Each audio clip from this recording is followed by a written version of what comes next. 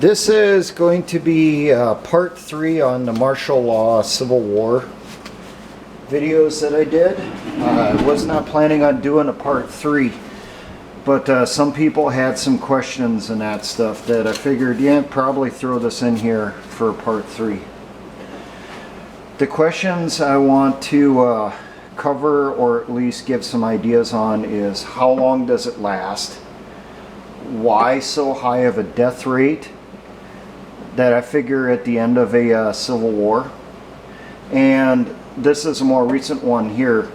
Is Trump actually a globalist or enemy asset?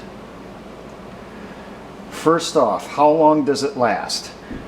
This came about because of a question by a person that I believe is more than likely a troll, who came in there and asked, well, where's the martial law? I'm not saying martial law is going to happen right now, but when it would happen, how long would it last?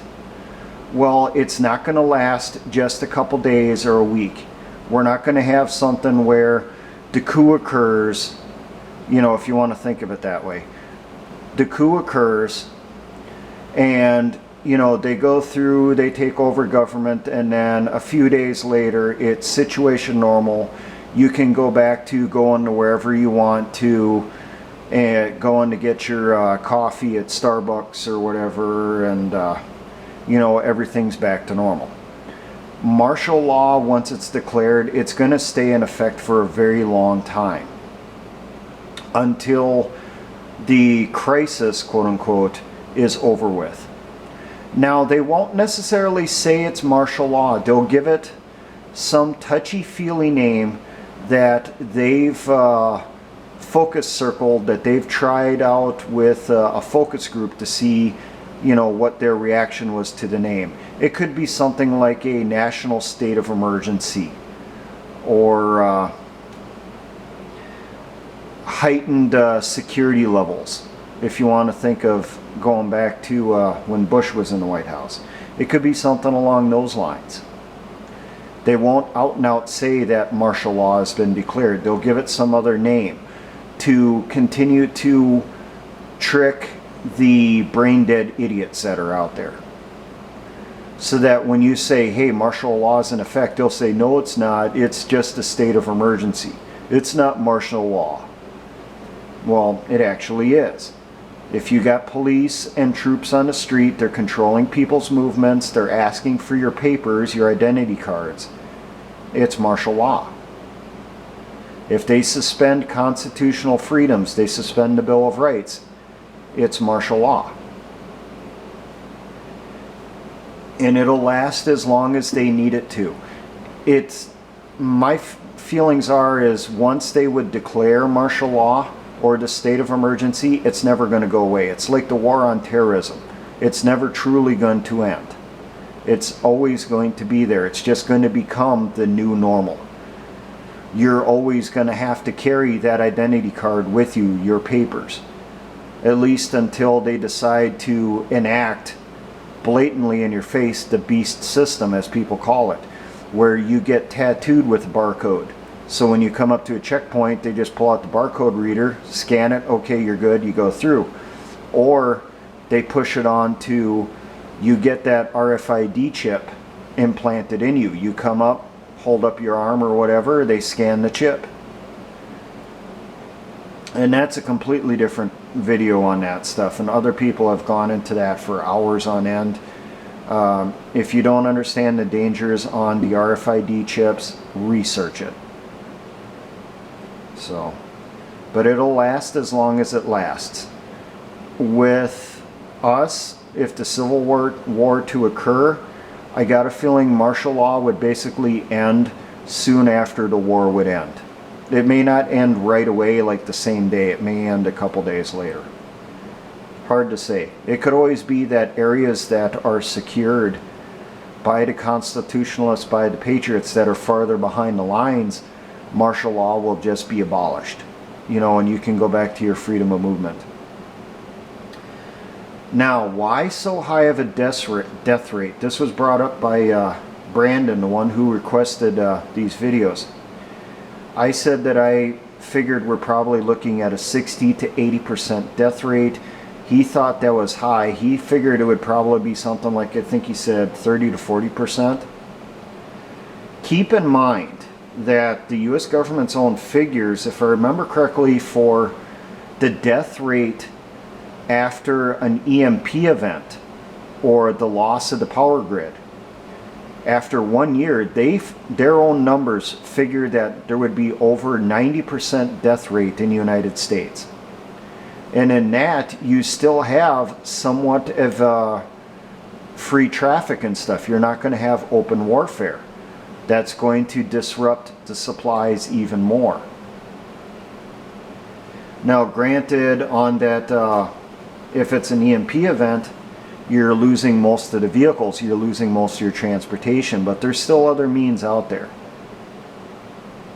You know, one thing that I wish they would cover more in these CME events, coronal mass ejection, or EMP event videos that they do about, you know, the what ifs.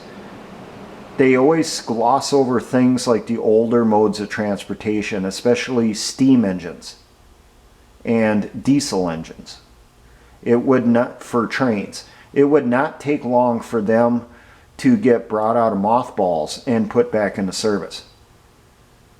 Granted, you're probably not going to be sending that coal-fired steam train from the East Coast all the way to the West Coast, but it can still operate locally, could still operate within that state or within that region for hauling around supplies and that stuff. You know, so a transportation network would still get established. But with civil war, you're not just dealing with the collapse of the transportation network, you're also dealing with lack of supplies. Like I said, the farmers aren't necessarily going to be able to put in the crops. And if they get the crops put in, they're not necessarily going to be able to harvest them in time. And if they can harvest them in time, they may not be able to get them to that grain elevator or to that processing plant. And even if it gets there, there's no guarantee that they're going to be able to process it or send it out correctly. You know, that canning facility that gets your veggies may not have those empty cans to put the stuff in, or it may not have the salt to add to the water when they're packaging it because of delays with the transportation system. And even if they do finish the product, there's no guarantee it's going to get from that location, that city where that center is at, out to where it's needed farther away. Because on the way there, when it's going to its final destination, it's probably a safe bet. It's going to get hit by bandits. They're going to attack it so that they can take the food either for themselves or to use as leverage in an area to sell on a black market. And if it is a civil war, whatever food it is produced, it's pretty much guaranteed that it's going to be taken over by whatever faction controls that area. They're going to control that asset. Whether that's some militia where it's some criminal force, criminal gang, or it's, you know, a government force or a quote-unquote peacekeeping force. And then add to that you can guarantee, at least in the United States, they will release biological weapons. And those would be used in areas that are more controlled by the resistance, by the rebellion, by constitutionalists, by the patriots. If they've purged an area of the coup, of the globalist forces, of the peacekeepers, I'd anticipate that area is probably going to end up with a mysterious pandemic that's going to break out, and it's going to wipe out an entire community, and it's going to go from one community to the next, to the next, to the next.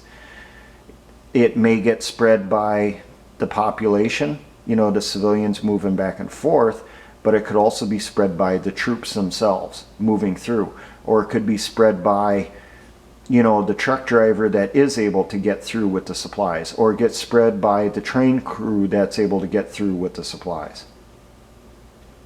Whatever disease or diseases, the biological weapons that they release, it's going to have a high transmission rate. It's going to have a longer dormancy period so that it gets spread out faster to a wider area before it takes effect. And when it takes effect, it'll probably be pretty quick and it'll be extremely deadly. And all that stuff together, you know, that's all going to add up to that higher death rate. Like I said, the US government's figures for a grid down scenario is they estimate after 1 year 90% of the population is going to be dead. I'm estimating that at the end of the Civil War we'll probably be looking at 60 to 80%. Some people will probably say it's higher, some people are saying it's less. It's, quite frankly, we're not going to know until it happens what the final tally will be, and even at the end we still won't know for certain, because in some areas that death rate's going to be 100%, in other areas it'll be, you know, far less than that. It may be single digits, maybe, you know, in the teens, but you're going to have regions that are completely wiped out, and you're not going to get a full accounting then of how many actually died. So it's, in the end, it's just going to be an estimate. Now, this is something that was brought up by Kaz over at Fourth Dimension. I think it was yesterday or the day before. Is Trump actually an enemy asset? This is something I've struggled with myself since he was running as a candidate. Because before the election, Trump did have ties with the Clintons. Now, it's possible those ties were just the whole, you know, one celebrity to another thing.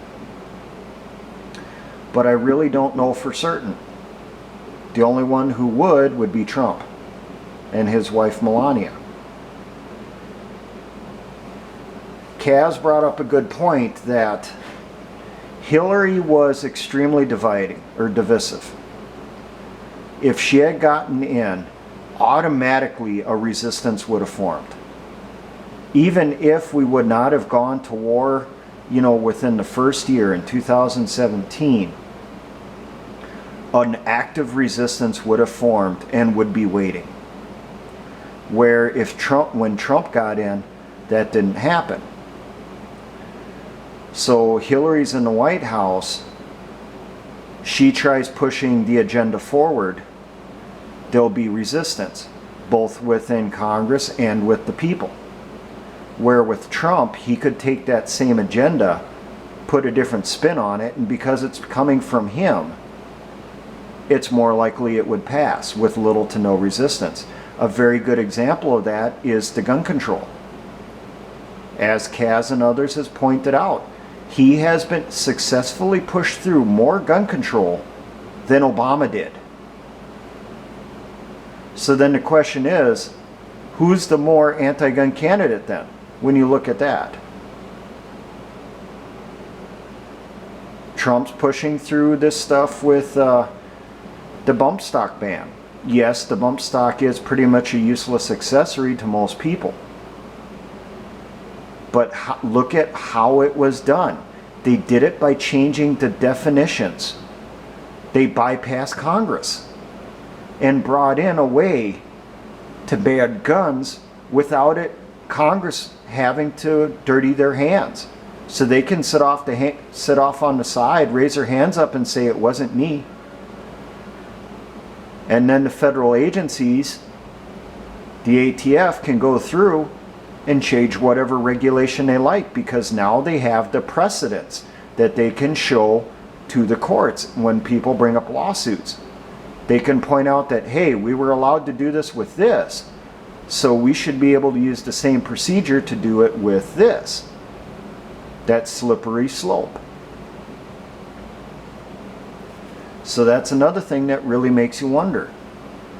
And as I brought up a week, 2 weeks ago, I've wondered if Trump being in the White House, if one of the reasons he's in there wasn't just to draw out the patriots in government. The patriots that had hidden themselves away in government, waiting for the event or whatever event to occur, so that they could be part of the resistance, that they could fight it from the inside. Well, once Trump got in the White House, everybody, kicked back and said, we're restoring the country, we don't have to do this anymore. So what if now those patriots are being identified and they're being eliminated one by one without us knowing? So that when the event would occur, that little patriotic resistance, that little thread that we knew was in there is actually gone completely. And then what the enemy side can do is they can take some of their people, sheep dip them, camouflage them as the patriots to feed us disinformation or to set us up.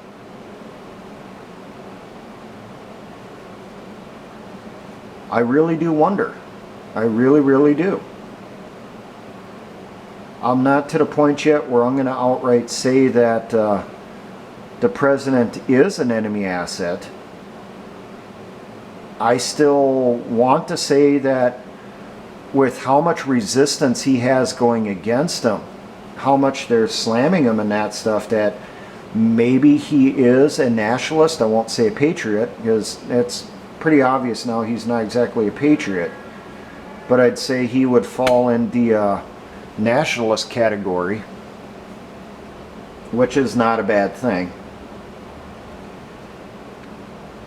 But then that brings up the possibility that, well, what if all the resistance we're seeing against them by the media, by Hollywood, by Congress, what if that's all for show? What if that's being done so that we will more readily accept whatever he pushes on us? Because it's from Trump, well, then it has to be good type mentality. I don't know. I'm not as conspiratorial or paranoid as some on this. I know one thing, even if Trump did come out and outright said he was a globalist minion, came out, shaking George Soros's hand right on TV, giving him a kiss on the cheek and all that stuff, bowing down, kissing the ring and stuff. I think even if you'd see that happen, you'd have like Alex Jones would still disbelieve it, because he seems to, regardless of what he says, he's kind of a high priest of the Trump cult. It doesn't, you only got to watch his show a few minutes to see that. He's completely fallen for Trump as the savior of our society. And when he sees things that kind of question that, he's always right off the bat defending Trump and that stuff. So, is Trump an enemy asset? Well, I suppose we're never really going to know the answer on that one. But we'll just keep watch on him just in case. As I mentioned with the Antifa revolution, Bolshevik Revolution 2.0, that was supposed to have happened November of 2017, have that dual planning process in effect right now. Have two plans, one for if things go bad and one for if things continue as normal. I'm trying to do that right now. I'm making plans as to what additional changes I want to do with the property I bought here this last year. And at the same time, I'm planning, okay, what am I going to do if a civil war starts? And you got to kind of balance it out. Where are you going to put more of your money to? Are you going to put it more into the supplies to carry with you, or are you going to use it for making your current location better? And if you're making your current location better, okay, is it going to be more of the decor or the way it looks to make it more personalized, or are you going to make it more of a practical thing? Think of it along the lines of a woman when she gets a new property or that stuff, you know, her husband buys a new house or she buys a new house and she wants to plant the garden. Well, is she going to put vegetables in it, or is she going to put flowers in it? You know, that type of thing. Which is more practical. So for me, it's, I know I got plans on, I got some fruit trees I want to put in this spring. I want to expand the size of the garden and stuff like that. I also want to put in some fencing to try to keep deer out also. I got a feeling that's going to be a big issue for me come next summer. So, and now when I put in a fencing, am I going to put in a quick, dirty, you know, just works for now thing, or am I going to put in something that's more long term? Thinking for farther down the road, something that I want to last. So, you know, that's the type of planning we need to be doing right now. We need to plan for both contingencies. The contingency that nothing happens, we continue with situation normal, everything's all messed up. Or we move on to the contingency of, you know, the bugle has sounded, it's time to pick up your gear, it's time to ruck up, grab your rifle, and start moving out. You need to have those two plans going at all times. And that would also happen during your operations too, during a civil war. You plan for, well, what's going to be the result if the operation goes smoothly, if it happens the way you want it to, well then what next? But then you also have to plan for, well, what if the operation goes wrong? What's going to happen? If we lose all the assets we employed in this operation, how is that going to affect us in future operations? How is that going to affect us, you know, in this area? How is it going to affect us in that area? How is it going to affect the future goals of the organization or the movement? So this is probably going to be the last video on the martial law stuff. If anyone can think of any other things, hey, let's talk this over in the discussion section. Okay, more people can get involved then. I am actively going through and banning the trolls. Most of them, they get banned and I delete their comment, they're gone. Some of them, I will ban them and then I will post, or I'll post on there that I'm dropping the ban hammer on them, and then I ban them so that they get the notice. I had that here this last week when I posted the stuff on martial law. I had someone come in there who you couldn't tell on the surface, okay? But when you went and looked at the person's channel, this person was a neo-Nazi. He had posted something on for a comment about, hey, you should look up the Turner Diaries. And I told him I'm not going to read that Nazi wet dream. It's about the Nazis taking over the United States and then turning the nuclear arsenal against Israel and then wiping out the Jews and stuff around the world. The Turner Diaries is a Nazi wet dream. And I told him I refused to read it.